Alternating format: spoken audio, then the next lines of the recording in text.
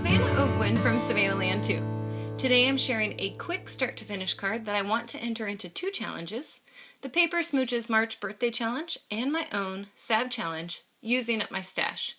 That's so I can buy more paper and goodies. The Paper Smooches March challenge is all about birthdays, and today I want to make a masculine birthday card for my friend and trainer, Tony. So I've picked out some of my older papers to find coordinating designs and colors. I know he loves orange and is super active. That's why I've already pulled my Paper Smooches bicycle die out. I think it will be perfect on this card.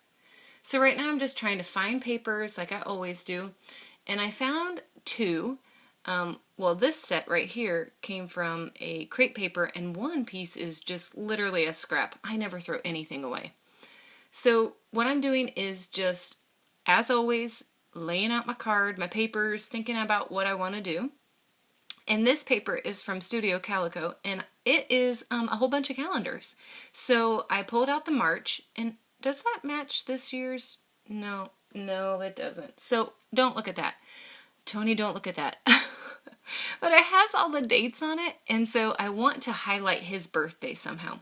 Okay, so what I'm doing is trying to think of a happy birthday stamp that I can use, and sometimes, I don't normally show this, but I look on my computer. I save all of the images of the Paper Smooches stamps and dies, and I look through my, now I should say I save all the dies and stamps that I own on my computer, and I go through them looking for different sediments that I might be able to use, and I pair them up that way. I've also numbered them in my room.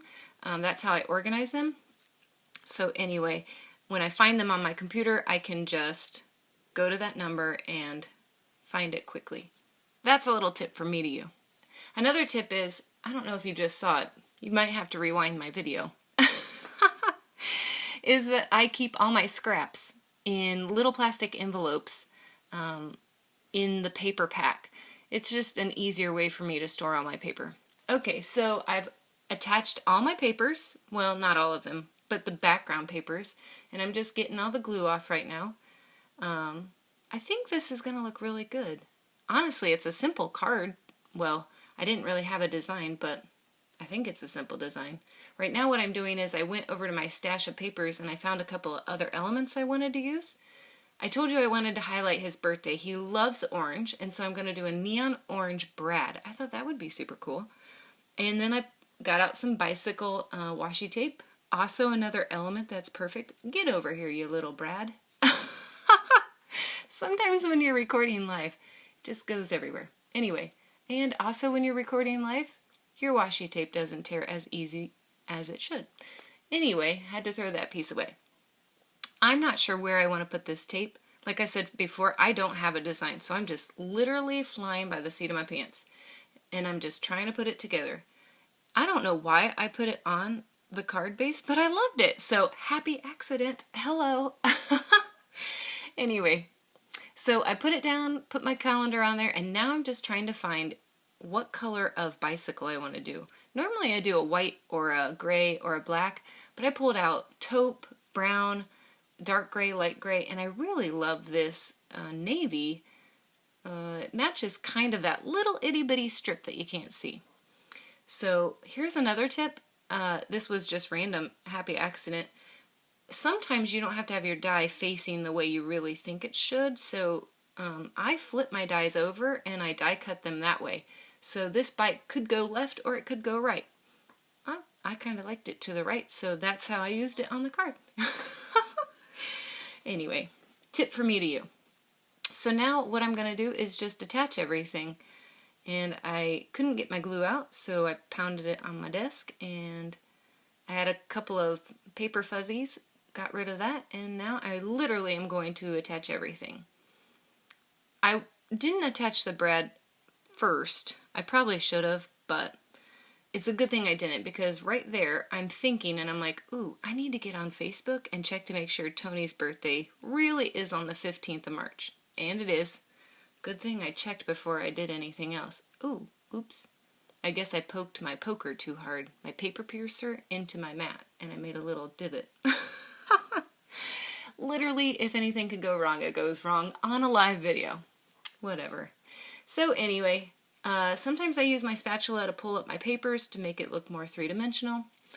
And to finish the card, I'm going to put this sentiment that I found earlier from looking on my computer. It's from the Fun and Flirty stamp set. But first I've got to attach my bicycle, but it won't attach, so I have to pull out a foam piece and use that to attach with my mini stapler. This is something I've done several times.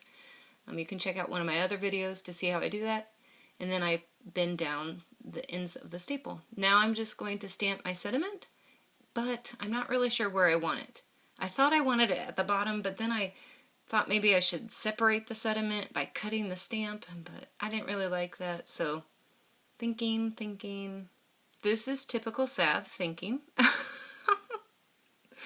And I'm looking, and I finally decide I'm just going to stamp it at the bottom. And really, that is the end of this card. Super easy once I decided what I was going to do. I bet if I timed myself and only timed when I was making the card, not making decisions, I bet my cards could be done in less than 20 minutes. We'll have to try it sometime. Oh well. Anyway, I hope that you will join in the Paper Smooches monthly challenges. You could win a $50 gift certificate. Now, if I could link up, I would. I have a huge list of Paper Smooches goodies that I want.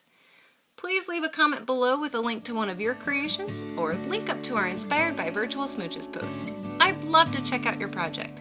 Thanks so much for watching, and happy birthday, Tony!